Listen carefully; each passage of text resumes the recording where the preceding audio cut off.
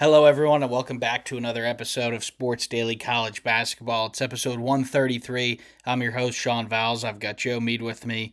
And, Joe, we've got a lot to get to since, about 25, 26 hours ago when we last talked. There has been a ton of games. We're going to start with the Thursday night action first, but plenty of Friday stuff as well. And, Joe, I think it would be irresponsible to go anywhere else other than to Chapel Hill, North Carolina. VCU come from behind. It looks like they were down all game. They were down 18 in the second half. They come back in the second half to force overtime, and then they win it in overtime. Some great defense there down the stretch from the Rams, but North Carolina, this has become a little bit of a habit for them. They blow another big lead, and we do know their injury situation, and their best player by far has been out for a little bit, but had to be pretty disappointed about what happened with North Carolina here. I think it's extremely disappointing. I think even when you have guys like Tyler Hansbrough coming out and kind of acting unsurprised, kind of the apathy I've seen from some Wisconsin basketball alum as well about North Carolina. And you have to remember, Sean, they're only, 2 years removed from being the number one, like a number one seed, and 4 years removed from a national title game. And to have that kind of apathy in the program kind of speaks to the direction of it. And talking about this game in particular, Sean, what's really disappointing is, unlike a lot of their other blown games, this was against a team no one would argue they're far more talented than. And frankly, top to bottom, you'd say they're better than. Unfortunately for them, the last they just can't make the critical plays. I don't want to be too critical of Seth Trimble because he's had a lot of great moments as a Tar Heel, but to rely on him and to put Visar, especially on that last play, to not have him like Trimble initiate it and then have Visar be the finisher, especially after the great game Visar had, that just didn't make any stylistic sense. Whether that's Hubert, his staff, either way, the Buck's gonna stop with him. So I think that play accentuates kind of the same way that last play of the Ohio State TCU game that kind of accentuates a lot of shortcomings in his tenure. And unfortunately for Hubert, I hate saying unfortunately all the time, but it really is. It's seeded the most national light. And that was probably one of the most watched games of the night slate. And I don't know if you saw his post game press conference, Joe, but um, it wasn't good. He was clearly, you know, shocked at what had happened.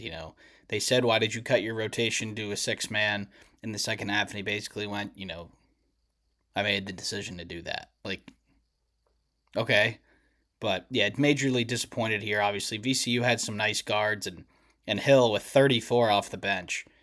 He was, a first team all conference player, and he played 35 minutes. So it's not like he's not somebody who leads the way for them very often. But yeah, I mean, this game was over. They were winning by 14 points with like 8 minutes left. You've got to be able to finish the job from there. There's a lot of people calling for Hubert's job right now. We'll have to see what happens there in the next few days. I Um, doubt it happens. I would think that he might get his family discount year coming up, and then he'll be judged more harshly at this time next year. But that's just me guessing right now. I don't know what they'll do, honestly. And the Hansborough clip, Joe, really says a lot. All the other people on the panel there on the field of 68 were like, "Oh, so shocked about what happened." He's like, "I'm not shocked. They're soft. They're weak. This happens multiple times all year."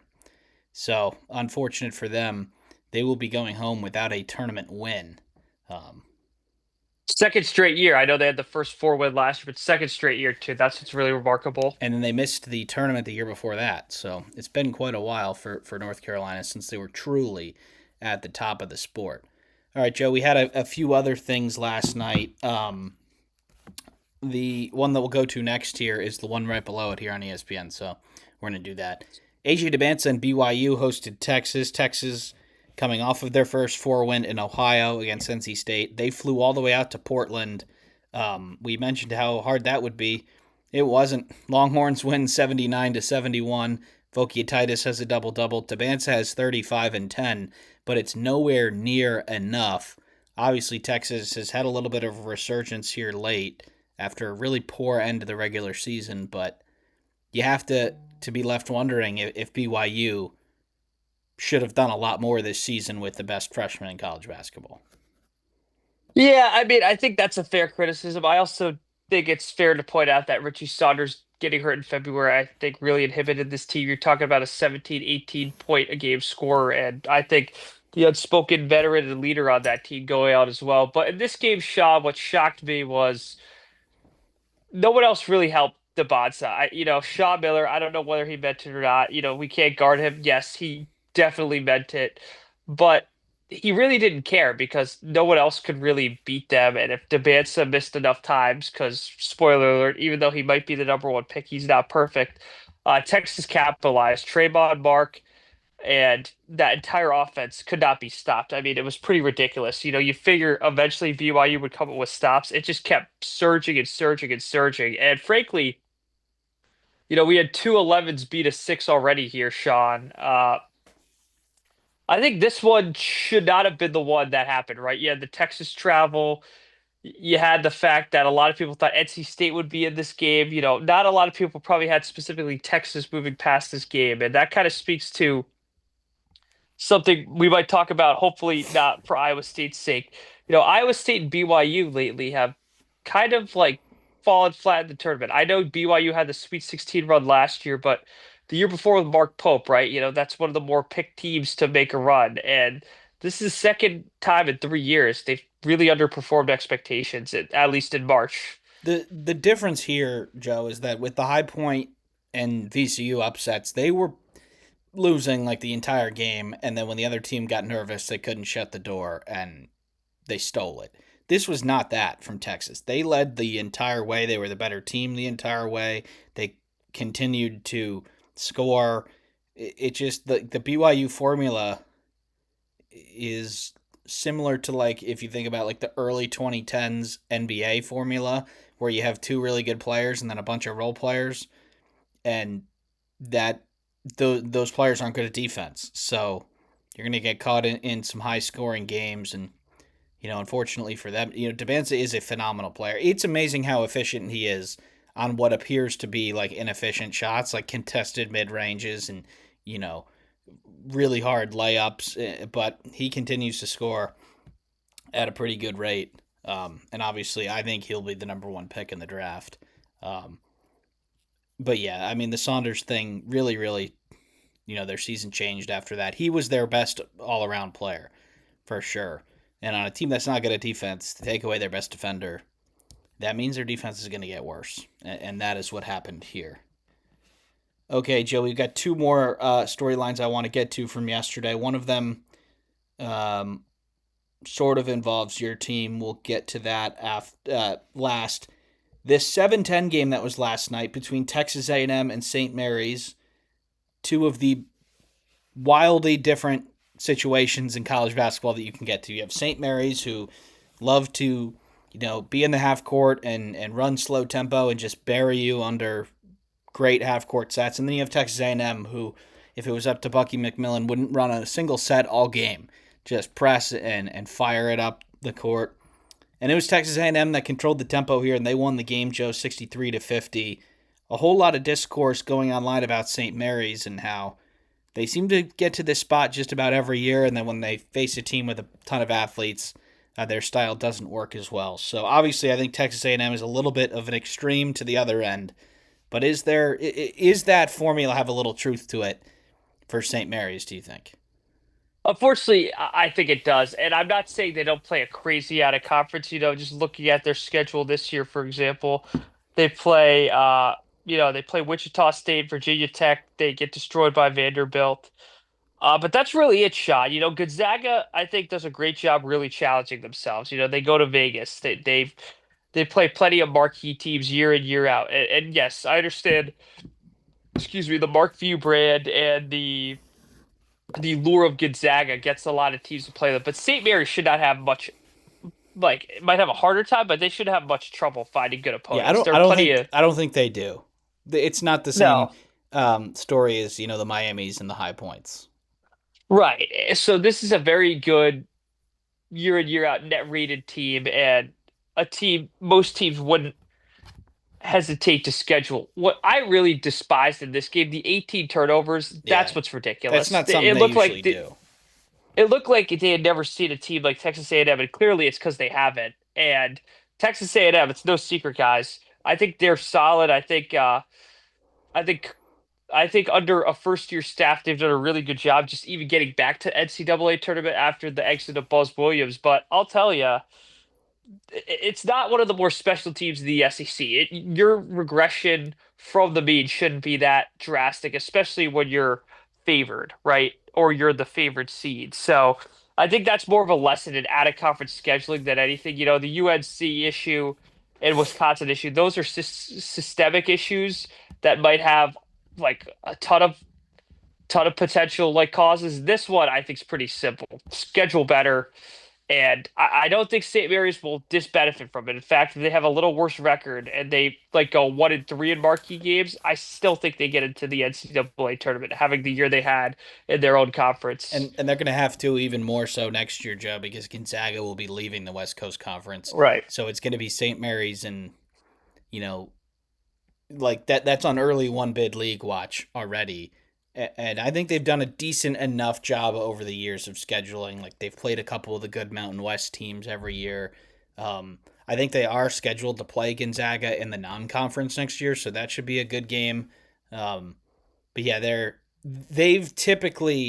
have done okay in the tournament when they've played teams that haven't been super consistent. And Texas A&M isn't that, but it was just too much. And the turnovers, like you said, that is something that they don't usually do. You can't do it against A&M, and that's what put them in a hole that was too much to overcome. All right, the last storyline we're going to get to from last night, Joe, is the 8-9 game in the Midwest region. That means the winner is going to be playing your Michigan Wolverines, and it was very clearly the St. Louis Billikens.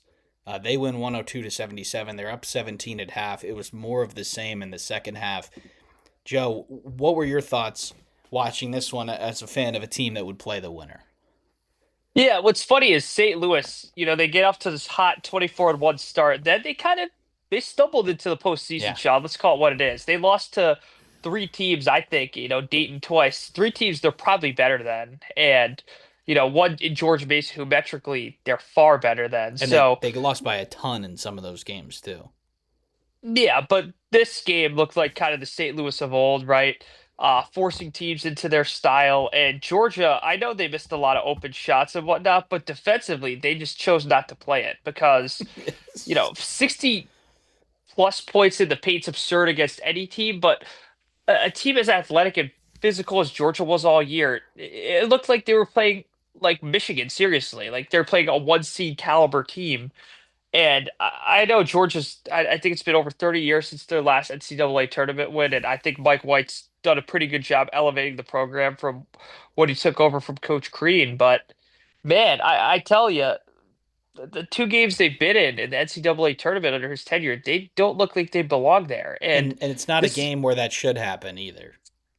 No, I know they're favored and whatnot, but man, like, have you watched any film of St. Louis? And I know, like, Dusty May, Mike White, and Josh Ricks are all pretty close. Like, if you've watched each other's practices, games, whatnot, man, like, I don't know if you're just scouting the other team or what, because, you know, St. Louis isn't even Gotti for free, 9-28. That's pretty good. It's just down low, just getting eviscerated. And St. Louis turns over the ball shot 13 times. Georgia only has 11 turnovers. Like, what the heck? Like, that just makes no sense. So I think St. Louis has a lot to do with it too. Coach Schertz is one of the more prominent names in the sport. I'm pretty surprised he's not coming up in more rumor mills for, I guess, better jobs in air quotes. But for now, Sean, St. Louis is pretty damn good. It's not just Robbie Avila. I think their other guards do a phenomenal job. They have three guards that are just 3 point specialists, right? Green, Brown, and then off the bench they have Sharma too. Like, these are guys that do so great spacing the floor. And I think a 5 out team like that, look at Wisconsin, look at Nebraska. Those were Michigan's closest and in some places one of their losses. Think this could be quite the challenge for Michigan if they don't start hot because St. Louis is really good at jumping on teams and staying on top of them. They do have, a high like kill shot rating. If you are into the weeds in college basketball, you've probably heard some people say that it's a 12-0 run, and your ability to do that is very like synonymous with your win percentage. And did that three times in this game. They were just shredding Georgia up. And Georgia's defense stinks. So, let's not get that wrong. But it really, really stunk in this game. And Joey, it really did look like they didn't do any preparation. And I'm not saying they didn't, but it looked like they didn't because they were getting shredded on first and second actions on their sets. And St. Louis is a team, yeah, they have a unique offense. It's super fast. They're always moving all the time. Um, but at the same time, like they're not small at all, at which they're able to rebound, the many Georgia misses because this was a high possession game. I didn't see exactly where it finished, but I believe it was in the high 70s. But it's a little bit of a unique formula that, maybe not seeing it in conference play makes it even harder to guard, like a Syracuse 2-3 zone or St. Mary's even. But yeah, I was really impressed with St. Louis here.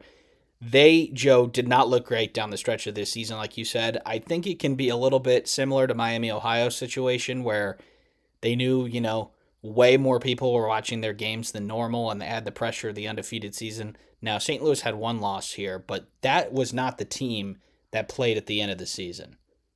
They were moving freely, they were shredding back cuts, and they're forcing enough tough shots. And yeah, like you said, Joe, there is a little bit of a formula there that I think that they might be able to score on Michigan a little bit. But Howard could do that too, and you still buried him. So I think as long as Michigan don't have like a super high turnover day, I think they'll win the basketball game. But, you know, we saw it with Duke. The team trying to pull off the upset, gets hot offensively. The favorite doesn't. You can find yourself in a hole, and then maybe things can get difficult. But if Michigan's able to sort of weather the offensive storms from St. Louis, like they did with Howard by just scoring a little bit, they're going to be just fine. But all of a And sudden, down low, Sean, too, Michigan should not have many issues if Mara and Perez stay out of foul trouble. I think the biggest thing is rotating off Avila. I think, Mara's been picked apart at times by Wisconsin and Nebraska in particular in rotations. I think you're going to put Perez and Yaxel on Avila a lot. And if Mara is such a liability defensively, I think it's on Dusty to take him out. yeah, I think this might be a game where we do see him come out, but at the same time, Joe, St. Louis averages the closest shot to the basket of any team in Division 1, 11 feet. So it's layups and threes, but more so to the fact that they're layups. So I think could we see like a junk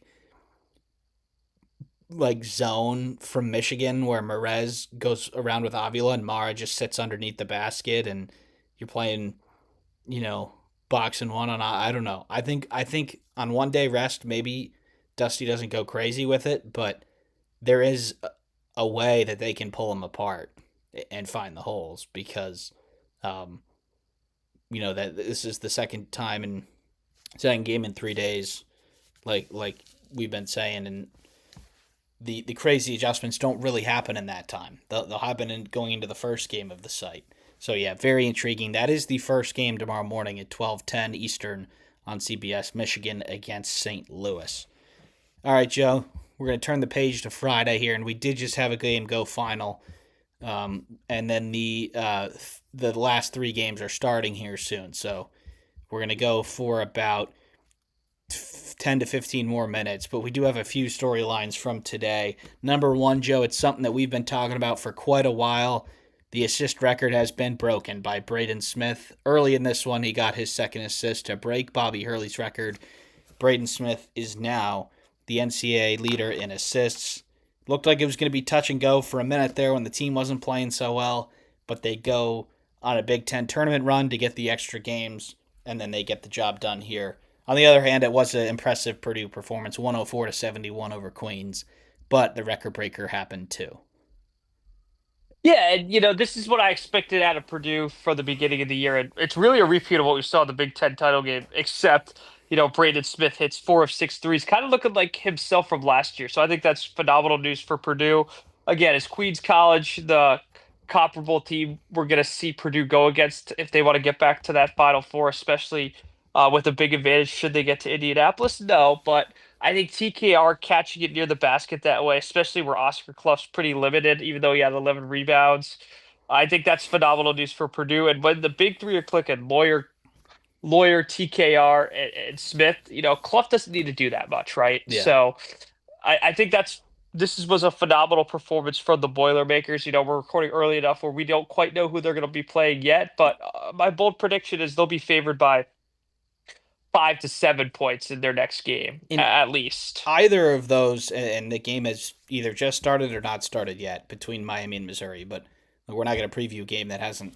But Clough is not going to be needed a whole lot against either of those teams.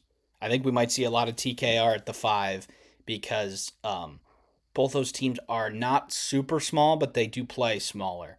So that is something. And then look, scoring 104, you're playing in the same gym on Sunday. So shooting it well, you were moving it well, passing it well. That is something that will translate to the next game, at least you'd think. All right, Joe, we're going to go all the way back to the first game of the day.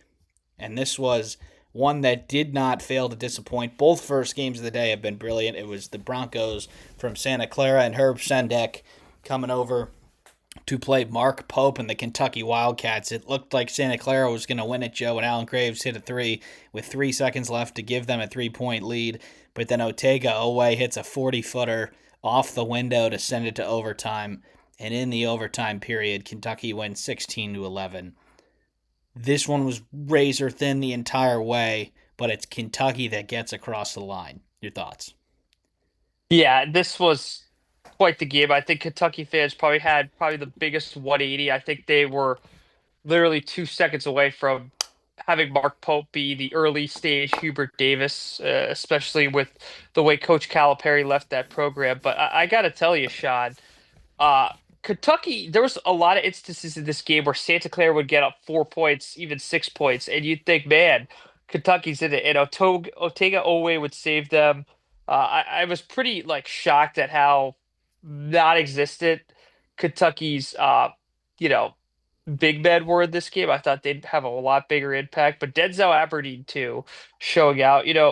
Sean, the Muhammad Diabate off the bench playing starter minutes, I know, but I think without one of those three guys, Kentucky probably goes up in flames today. So I think they get away with one here. I don't think Iowa State, regardless of their injury situation, is going to be conducive to that style. But what I'll tell you, Sean, is I think Kentucky, a lot of people questioned them all year from the beginning since their loss to Michigan State in that Champions Classic, that this team was soft and, kind of blew leads. But I think they've won enough big games this year, especially this one, where I think they're a pretty durable team. Are they the greatest team? No. Do I think relative to their talent they performed well?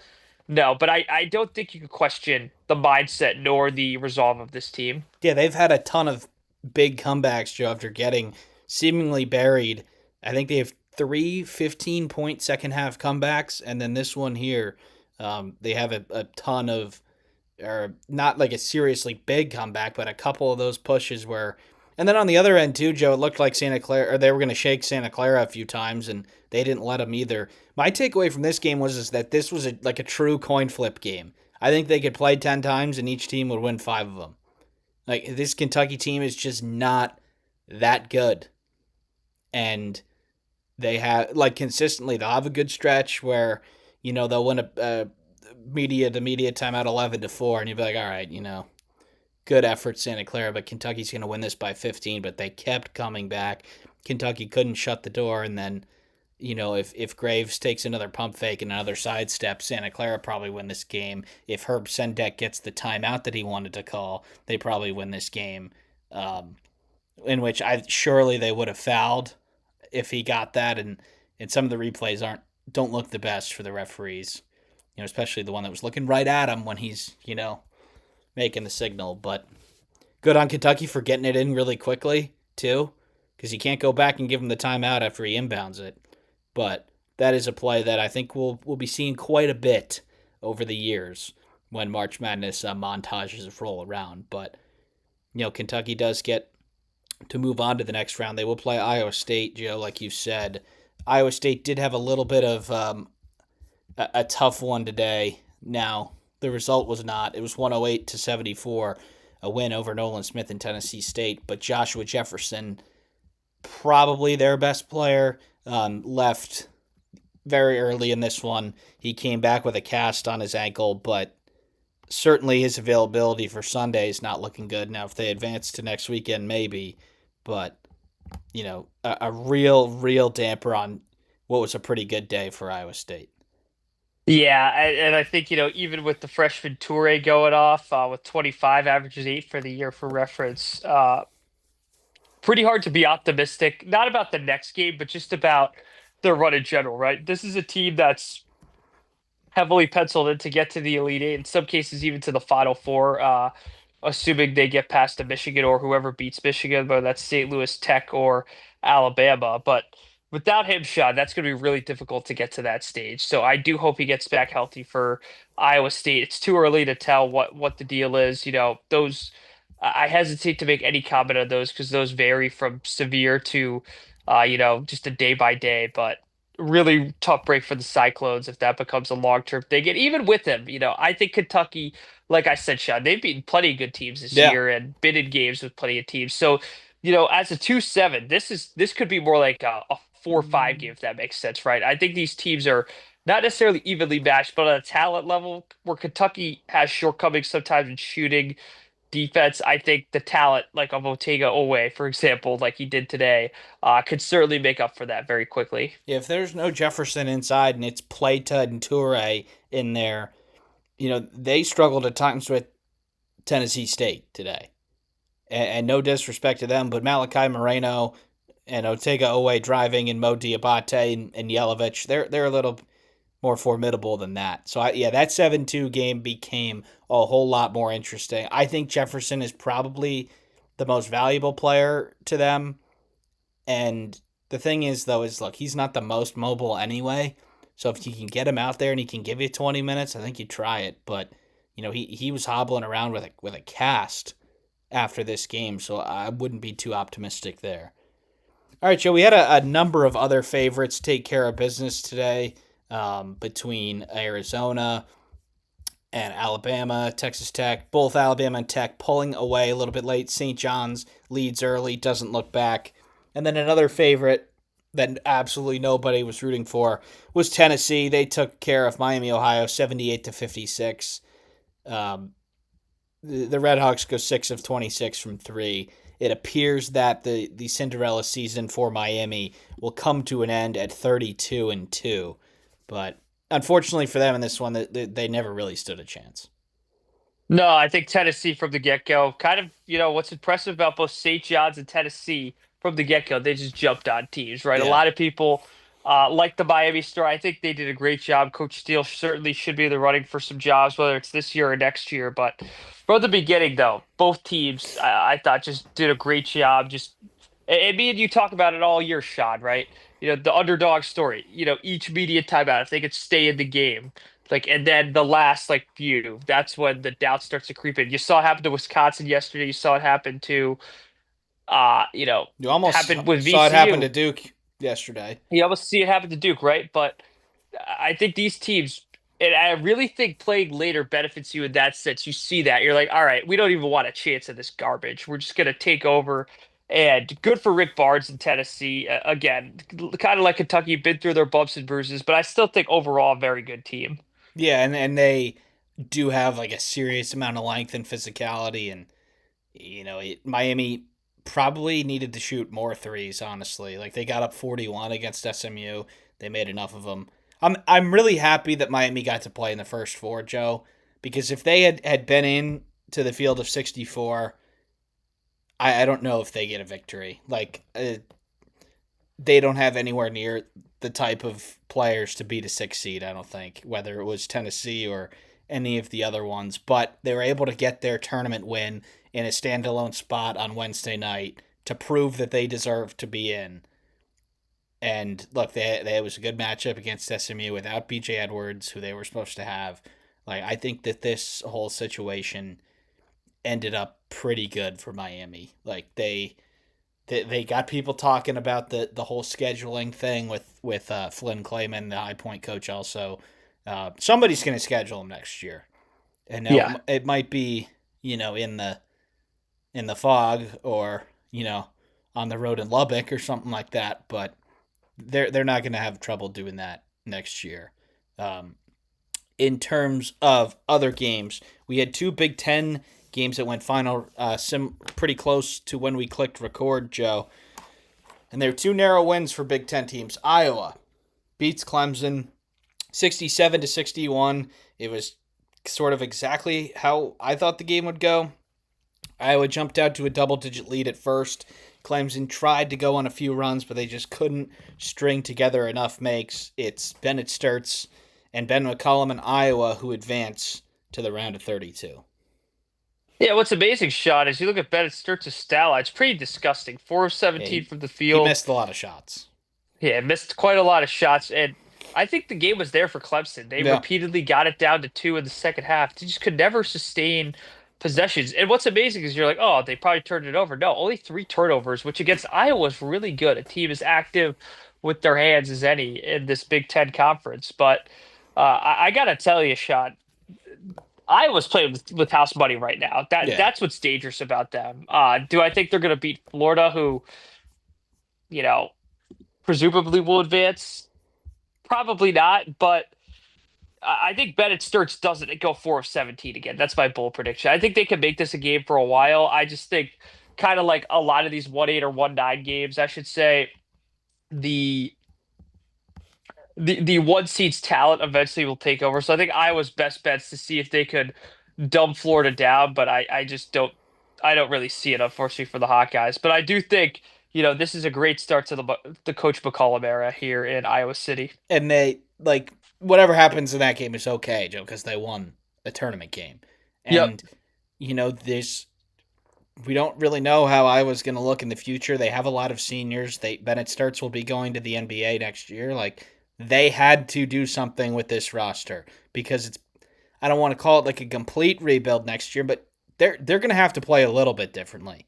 Like, this play style works because they have a lot of super athletic defenders around the best, like, shot creator, I guess. I don't know how to describe Bennett Starks because he is the point guard, but he's not a point guard. He's more of he's just the creator, and he's the best and the most unique one that I think in the country, and he is easily the most valuable player to their team in the tournament. Maybe there's a few others you can argue for, but yeah, this had to work for Iowa this year, and it does. And no matter what happens, they'll feel pretty good about things. All right, Joe, this one final as we clicked record. It's Mick Cronin and the UCLA Bruins, who were without Tyler Bilodeau today, but that did not matter. They take down UCF 75 to 71. They were winning by a lot for most of the second half, and UCF made it a little interesting down the stretch there. But, I thought UCLA looked really good here. The offense was flowing. They were forcing turnovers. They were able to get away with no Tyler Bilodeau today. Yeah, and I think Eric Daly Jr. and Xavier Booker did a great job. Donovan Dent played all 40 minutes, which was amazing because I thought he was still a little banged up, but uh, really did a good job spotting him. I didn't think he was like Bennett Sturts was also 4 of 17 from the field. I think the difference here, though, is Sean. UCLA, I know they're 7th seeded. I know, Mick Cronin gets memed on a lot. This is still a damn talented team, right? Eric Daly Jr. was a big time recruit. Sky Clark, I think, was a 5-star recruit as well. Xavier Booker, clearly, um, you know, today showed he still has a lot of potential, right? Is a junior now, Yeah, he's but been great this recently. yeah, this is a guy since the Big Ten tournament who's been on a roll. So, um, I think they could use a little more for their bench, whether that's Jamerson, Brown, or Freeney. Freeney was kind of doing the game cups out there, just doing cardio. But And if they Gabe could Cupps hit a get, big shot yesterday. yeah, if they could get more from that bench, perhaps they could take UConn, who, knock on wood, we assume gets by at the time recording this, but they're going to need more from their guards to advance shot. I think today they got away with their guards being not as active. Sky Clark only 20 minutes, but to beat Trent Perry spotted them too, who's also that's the thing about UCLA lately, Shot. It's not really the Dents of the world. Dent obviously went off against Michigan State, but it's the Perrys, it's the Bookers, and it's the Daily Juniors of the world doing them a lot of favors. So if they could get something out of Jamerson or Brown too, I think that's their best chance to beat UConn. If they could all click this is a really good basketball team. And Mick Cronin, for all the blah blah, like, oh, why is he still employed? He's still employed because he's a pretty damn good Yeah. coach. And it's what makes sort of the other stuff like really annoying because it's like unnecessary. Like if they were not a good team and he was trying to hold on to relevancy, like okay, maybe you tell a reporter that he raised his voice at you when he didn't. But I thought this was really well coached from Mick Cronin. I thought UCF wanted to speed up the game. And UCLA said, okay, like if you're going to give us layups and dunks in transition, we're going to take them instead of pulling it out and getting in the half court. And I think they can play better than they did today. I mean, 8 of 29 between Dent and Perry with no threes. Like Daly had a nice game, but he was still below 50%. Booker was still 6 of 12 from the field. So I think you can definitely play better offensively. And defensively, it was really good. You know that you hold him to 38% from the field. You turn him over 17 times. You do lose by 12 on the boards, which is a little bit disappointing, especially because UCF rebounds 25 of their 51 misses, which is a little bit out of the ordinary just because UCF has so much size and they're chasing the game and they're throwing everything at the glass and you don't have Tyler Bilodeau. But Joe, that was a little bit of a shock to me. He looked like he was going to be ready to go. He ended up not. Don't know if it was a re-aggravation or something, but hopefully, I think there's at least a chance he can go in the round of 32 game, and that would help them immensely. But happy with UCLA here. I think they may have stubbed their toe down the stretch there, but they built themselves a big enough lead to get over the hump. All right, Joe, we've got a few games going in progress now. We do have Michigan St. Louis tomorrow. Michigan State is tomorrow. Illinois is tomorrow. Nebraska, Arkansas. Tomorrow should be a great slate too. So why don't you pick one of the other games to preview, and then we'll wrap it up. Yeah, I think Louisville, Michigan State could get real interesting. I know Mikael Brown is out officially as of today, and that will not change going into tomorrow. I don't know how many people are going to be listening right before this game. Hopefully, it is because it is 2:40 or probably 3 o'clock Eastern. Michigan State's had some trouble with teams like this. Kind of both Michigan teams are playing teams I think most would agree they're way better than talent wise and But then it's experience a wise. different play style though. Yep. The style of play is going to be difficult for both teams. I think the best strategy for Michigan State here is they have plenty of kill shot runs too in them, right, Sean? We talk about St. Louis having them. Michigan State for a team that's not necessarily praised for their offense. This is a game Jeremy Fierce has to get into the lane. This is a game where he has to dictate the style of play. And I Yes, think we I all think he know. will because Louisville did not cover South Florida well 2 days ago. But No. it's traditional against the modern game. Joe, maybe a little bit to the extremes on both ends, but can Michigan State have a consistent enough offensive presence? Because Louisville can go ice cold and then they'll hit 4 threes in a minute and a half. So, can you be a consistent enough offensive presence to withstand their runs and then take advantage when they go cold? I lean Michigan State here, but with Louisville's volatility, you truly never know. Yeah, I'll put it to you this way, Sean. I hate being this guy. If this game is close, I think Louisville pulls off the upset, but my assumption is Michigan State wins this game by close to double digits. I just don't think Louisville will put together a complete performance, which is exactly what you need against Michigan State, especially when you are the underdog by all stretches of the imagination. So I do think both Michigan teams are in store for pretty difficult games tomorrow, but I think both of them eventually are close for like 30 to 35 minutes, but eventually pull away toward the end of the game. I think it's a day where, in the hours likely today of Jackson Kohler and Carson Cooper watching film, I think they're going to be liking their chances to do something pretty good here. Like Louisville has sort of a rotating cast of like 3 to 4 different players at the five, and they pretty much go small at the other four positions. Now, can Michigan State force them to not do that and play two bigs? That screws up their offense. So I think it's going to be a chess piece game from the coaches, and I'd have to think that Izzo's just going to be a step ahead. Kelsey will adjust, something will work. Is they'll be like, you know what? No, we're going zone now, or something like that.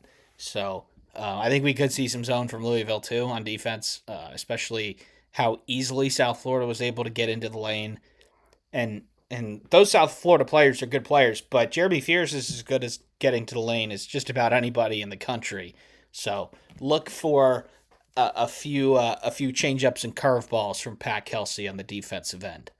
But Joe, we're gonna wrap it up here. I think just about 40 minutes here on Friday night. You can go back and enjoy the games that are finishing up now if you're watching live, and if you're not watching live, um, thanks for tuning in and enjoy the games tomorrow. So, Joe, unless you got anything else to add, we'll wrap it up here.